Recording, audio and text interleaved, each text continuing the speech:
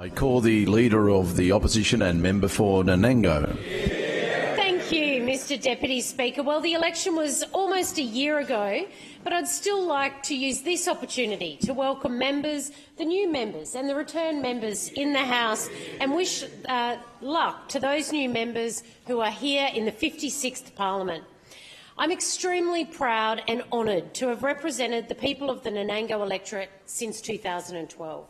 I would like to thank them for putting their faith in me to continue as their representative in this parliament.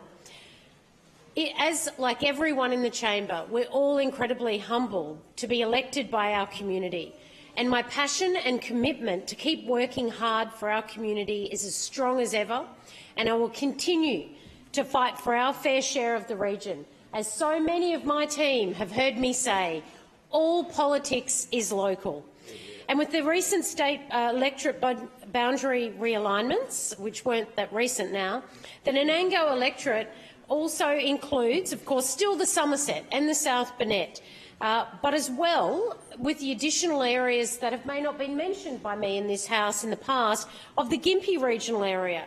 I'm proud to represent people from Tingora, Wondai, Mergen, Proston, Wheatlands, Geelong, Cherbourg, Cloyna, Windra, Tansey, Boobergin, Kilkeven, Woollooga and Gameri are all welcome to the new part of the Nanango electorate.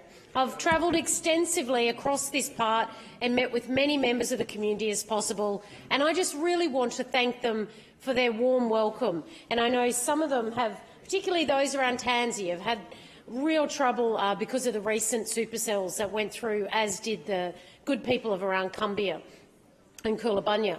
But I want to take a moment to highlight some of the key priorities across the Nanango electorate. We have an urgent need for funding across our regional road network, especially in the Brisbane Valley Highway and the Diagula highways in the Somerset region, the Mundubbera-Geelong Road in the South Burnett. I'm fighting for improved access to health services, including securing a community health nurse for the areas of Gameri and Kilkeven. I'm absolutely determined to hold this Labor government to account when it comes to the ongoing lengthy wait times for the patient travel subsidy refunds, the wait times to see specialists and, in particular, the blowout wait times to see a dentist in the South Burnett Hospital in Kingaroy. I will always continue to work, and I commit to continue to work with my community groups to further the need for extra funding for mental health and drug-related problems in the South Burnett, Somerset and other regions. Sadly, Mr Deputy Speaker, crime, and in particular juvenile crime, has escalated across the electorate. Queenslanders deserve to feel safe in their homes, and I will continue to work for better resourcing for our police, not only in my electorate but all across Queensland. I will continue the fight for primary producers in the Nanango electorate, especially when it comes to the key issues affecting them, including Labor's abhorrent, misunderstand native vegetation laws, and to better access for water. I'll continue to work with my federal colleagues, both Lou O'Brien and David Littleproud, in relation to improving the economic development of our region, and whether that includes more water, more access to good tourism funding as well. Now, Mr Deputy Speaker, I do want to take this opportunity to pay my thanks to my predecessor, Tim Nicholls. Tim always remained positive during last year's election campaign, and despite what was a hostile and incredibly personal and negative campaign against him. I hope now that Labor will focus their record and end the negative politicking. They won't, and I'll take that interjection. We see it day in, day out. When a Labor government has to rest on their own record, they have nothing. So what do? They get personal attacks. They start blaming the previous government. They blame the federal government, anything to back away from their record. Mr Speaker, it is always everyone's fault but their own. Labor love to blame, even though, unfortunately, Labor have been in power in this state for most part of the last 25 years. Nothing has been more clearer over the past year that Labor has no plan and no vision for Queensland. It was the previous Labor governments who sold the assets, but yet they continue to blame. The minister over there laughs because she knows how difficult she found the Child Safety Department, and it is terrible. It is a disaster. Mr Deputy Speaker, I'll take that interjection. They did sack her. They are not governing. They are bumbling along from crisis to crisis, and Queensland simply deserves better. To my Deputy, Tim Mander, thank you for your continued support. As a team, we lead a party of hard-working members with many new faces in our party room and shadow cabinet. And I'd like to acknowledge those 10 new members of the LNP. So, Sam O'Connor from Bonnie, Brent Mickelberg from Budgerum, Simone Wilson for Bribie Island, David Batt from Bundy, David Christofouli from the Broadwater, Dan Purdy from Nindri, Marty Hunt from Nicklin, Jim McDonald from Lockyer, my neighbour, Cole Boyce, my other neighbour from Callide, and James Lister from Southern Downs. And I have to correct the record, because Simone Wilson is from Palmerstone, which includes Bribie Island.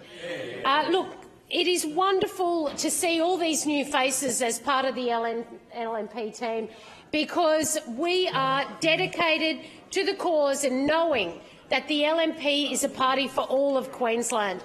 Now, we come from many very different backgrounds, unlike those opposite. Before politics, I obviously had a varied career, be it a small business owner, farming with my husband, a lawyer, and of course I'm a mum to 3 amazing, beautiful daughters. But sitting on these benches on this side with me, we have former police officers, many of them, I would say, members who have served overseas in our armed forces. We've got nurses, builders, farmers, doctors, small business owners, teachers, and of course NRL referees.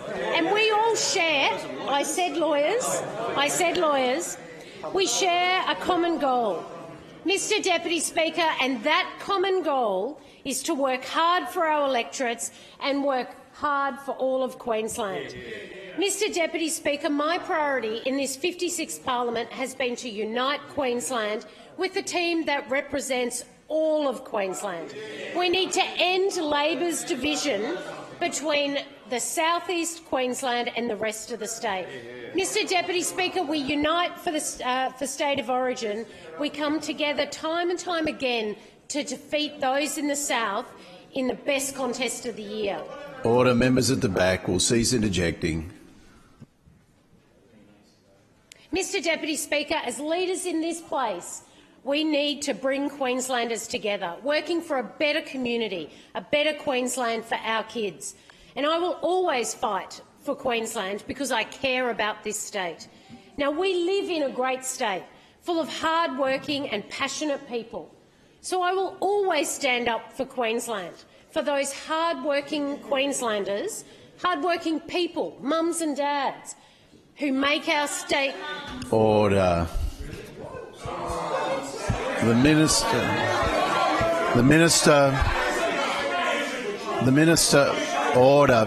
order.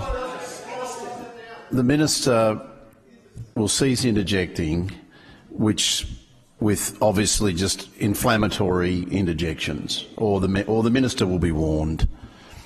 The Leader of the Opposition. Thank you, Mr Deputy Speaker. Order. I warn the minister, understanding orders. Those contributions are unacceptable, and the minister knows better. I call the Leader of the Opposition. Thank you, Mr Deputy Speaker. And as a mother of 3 daughters, I actually know what it is like to be a mother and work hard for my community, for my daughters, for everyone across Queensland. And I will not be lectured by a Labor minister who is so clueless that she lets children fall through the cracks in this great state. I am a mother and I am proud to be one. Mr Deputy Speaker, I will continue to fight for all of Queensland. Order, members. The Leader of the Opposition has the call. Thank you, Mr Deputy Speaker. Mr Deputy Speaker. Order. Order. The member for Logan will cease interjecting or I will warn him under standing orders. Leader of the Opposition has the call. Mr Deputy Speaker, and as Opposition Leader, I won't just keep this government to account and their incompetent ministers, but I will offer solutions. And of course, we've already seen the Labor Party hand in our homework on many policies, such as the tolling inquiry, taking action on ICE, compulsory swimming lessons for kids, matching the LNP's commitment to fix the M1, matching our commitment about real-time fuel price monitoring. Although I do urge the government to stop the delays in this process so we can deliver fairer fuel prices for all Queenslanders. Now, Mr Deputy Speaker, I am under no illusion of the work we need to do to rebuild faith with Queenslanders. I'm in politics to help make people's life better and nothing else. Queenslanders have spoken at the last 2 elections, and as a party,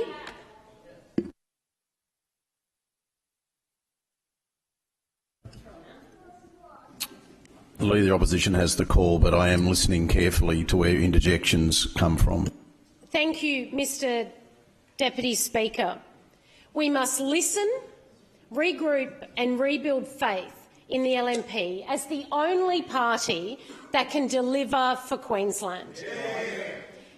Now, unlike the minister who is constantly interjecting over there, it is disappointing that the difference between them on that side of the chamber and us could not be starker. Mr Deputy Speaker, I was raised in a family Mr Deputy Speaker, I was raised in a family where you didn't just sit back and complain from the sidelines and expect others to create opportunities for you and solve your problems for you. I was raised to roll up my sleeves, get out and do something about it. And I can assure all Queenslanders I will take that no-frills attitude to politics, and with me, what you see is what you get. And that's why earlier this year I've already announced the LNP's economic plan for Queensland, a plan that will bust congestion, ensure better health and education services, provide cheaper electricity, deliver water security and guarantee no new taxes.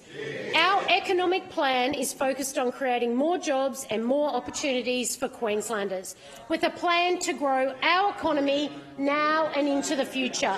But this is just the start of the LNP's plan for Queensland's future. The need for a dramatic— Order. Members will cease interjecting. The Leader of the Opposition has the call. The need for a dramatic change of political direction in Queensland is growing day by day. As we approach the end of 2018, our economy is staggering, while vital public services are in decline and crime continues to go through the roof. And yet, the Palaszczuk government's only answer to this is to inflict 5 new taxes, which will rip $2.2 billion out of the economy. While the Premier has spent the last few months scurrying away from public scrutiny, it was the Liberal National Party has been putting forward our plan for a more prosperous Queensland. The economic plan that the LNP has put forward will make it easier for Queenslanders to get a job and to get ahead in no matter what corner of this great state they live. Our plan contains major investments in infrastructure to boost congestion in the southeast, as well as commitments to improve the Bruce Highway and regional roads, as well as new transport infrastructure to unleash the potential of our economy. A future LNP government would also invest in new generation of dams to drive jobs growth in our regions. Our policies will give agriculture and industry the water they need to create those jobs. As well as providing water security, we'll also supply the regions with cheaper electricity. We'll achieve this by extending competition in the electricity retail market to the whole of Queensland, breaking Ergon's stranglehold on consumers north of Gympie and west of Toowoomba. And I'll take the interjection from the member for Southern Downs. Why should residents in regional Queensland be treated as second-class consumers? We'll also drive down power prices by creating more competition among electricity generators. Our plan will also turn around our most important public services. I believe it's unacceptable that we air condition almost every other state-owned building, including hospitals, prisons and the parliament, but yet we let our students suffer and swelter in summer. So I want our kids to be cool kids, members. And a future LNP government will ensure every state school classroom is air-conditioned. Order. We'll also empower our principals. Members will cease interjecting. By saving the successful independent public schools. Order. The minister will cease interjecting. The Leader of Opposition has the call. In health, every indicator of patient care is going backwards. Every indicator of patient care is going backwards. Once again, just order, members. If the member will resume her seat, the minister will withdraw the statement that's unparliamentary to call the member lying. I withdraw. And I remind the minister that the Leader of the Opposition has not been taking interjections, but if something provocative is said, then the minister can respond appropriately. But the minister is just continuing to interject without any purpose. I call the Leader of the Opposition. Thank you, Mr Speaker. And my plan will make patients a priority again by introducing financial incentives within Queensland Health to improve care. We'll also work with doctors in the private sector to ensure patients are treated on time. One thing we won't be doing is introducing more taxes. And under this government, with the highest unemployment in the nation, flatlining business confidence, an economy that is in the doldrums, and hence why those opposite are always looking for personal attacks, because they have nothing else in their playbook. Mr Deputy Speaker, we need a government that makes it easier for people to get ahead, not harder. And that's why the LNP's economic plan will do just that. I have a great team alongside me and a great party behind me. Together we will unite this state and ensure that Queensland's best days are ahead of us. Now, it is no secret that I am passionate about regional Queensland. I have no doubt that many on the government's front bench think that regional Queensland is just the other side of the river. And there is nothing more obvious than this health minister when he is shutting down regional maternity centres in the areas of Callide and Chinchilla. It is an absolute disgrace to regional Queensland. Mr Deputy Speaker, now, I was born in Miles, raised on a beef cattle property and attended the tiny Galugabar State School. I have a passion for all of Queensland, but regional Queensland will always hold a special place in my heart. The LNP has always and will always stand up for the rights of regional Queenslanders, particularly when those opposite have put their own agenda ahead of everyone else in the regions. Now, Mr Deputy Speaker, there is so much more failures that I do not have the time to cover, be it rail fail, the increased crime. There is so much, Mr Deputy Speaker, but I want to finish by acknowledging the volunteers, the friends and the family who have done so much before, during and after last year's election to support both myself and the LNP. Behind every campaign, there is always men and women who work tirelessly towards a cause they believe in passionately. The LNP has members across Queensland who do just that time and time again, and I'm sure I speak for all members on this side of the House when I say we are grateful for their support. There are many, many, many people but I'd personally like to thank my family, my friends, but very importantly my campaign manager, Chris Anderson. I know his wife has had many health problems in the last little while, and I really do want to thank Chris for the time he takes away from his family. Of course, my booth coordinator, Col Keane, an absolute stalwart of our party, he's a superstar, and Treasurer Susan Mortimer, the entire Nanango local team. I want to thank my hard-working electorate office staff, Lenny, Kate and Belinda, and I know that Kate is working extraordinarily hard where she has ended up in the Ninderry electorate as well, and their families. These ladies continue to work tirelessly to help me, but more importantly to serve the people of the Nanango, and for that I'm extraordinarily grateful, and they are wonderful, wonderful people. I really want to put on record my heartfelt thanks to my mum and dad and my siblings who just do so much for Jason and I, for Isabella, Lucy and Elkie. We could not be in this House. I could not be the leader of the Liberal National Party without the support of my husband Jason, my 3 daughters Isabella, Lucy and Elkie. They are champions. I have brought them up to believe in nothing can ever stop them. And, Mr Deputy Speaker, we know the toll that political life can take on our families, the long hours and the travel, but I am so lucky to have these amazing people at my side. I will continue to work for Queensland, and I couldn't think of a better group of people than this group on this side of the chamber in the LNP to have on our side whilst we do just that. Yeah.